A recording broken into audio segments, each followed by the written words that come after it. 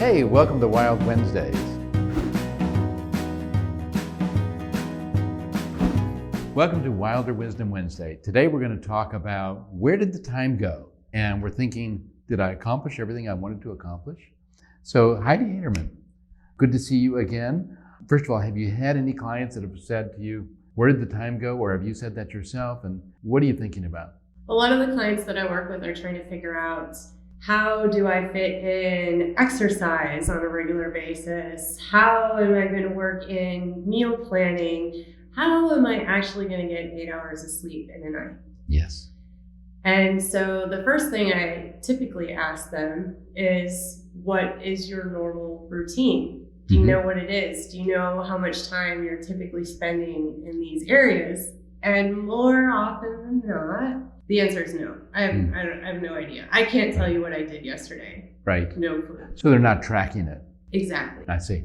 And learning to track your progress is a habit in itself, but it's such a valuable habit.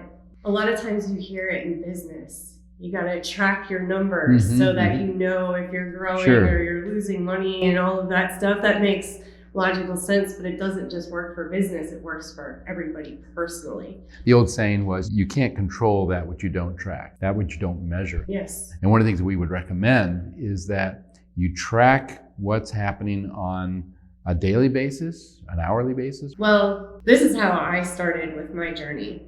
I bought one of those time clock apps. Oh yeah.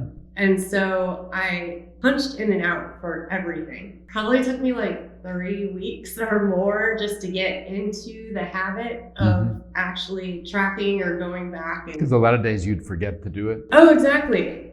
If you're trying to punch in and out for every single thing that you're doing, and maybe something it just took you 15 minutes, it takes a lot to get in that mindset of, okay, I've got to write that activity down. Right.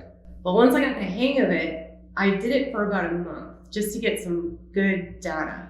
Yeah. And from there, I could see, okay, I'm wasting way too much time on Facebook. Okay, so I need to clean the house about 30 minutes, maybe per day. Not all at once, spread out into little areas, and I figured out my perfect schedule.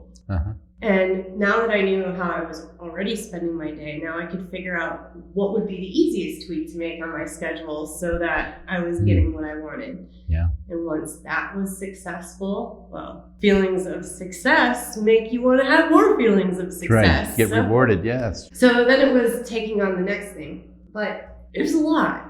And it's really hard to get started when you're biting off a big chunk. So to get started, it's not about maybe doing what your ideal is right at first, but realizing that you're starting something new and it's going to take some practice to get up to that level that you want.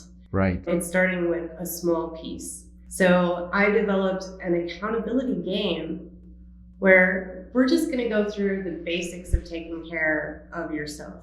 First, focusing on your mindset and making sure that your thoughts are in the right spot. So your thoughts lead to feelings, and good feelings usually lead to some sort of right action. Yes. And then those actions will lead to better results. And therefore, good habits. And great habits. Right. Yes. So I heard of sports teams doing the same thing, where they first track an athlete's workout or a good performance, and they say, okay, so this is the baseline. Now let's just see if we can increase that baseline by 1%. So number one, track where you are. Number two, work on just increasing just a little bit every day. That eventually will become a habit, and success breeds more success. All of a sudden, great things start to happen. So I hope this is helpful for you all to create good habits by increasing just a little bit, but first, track where you are. How about that? Yes. That's great.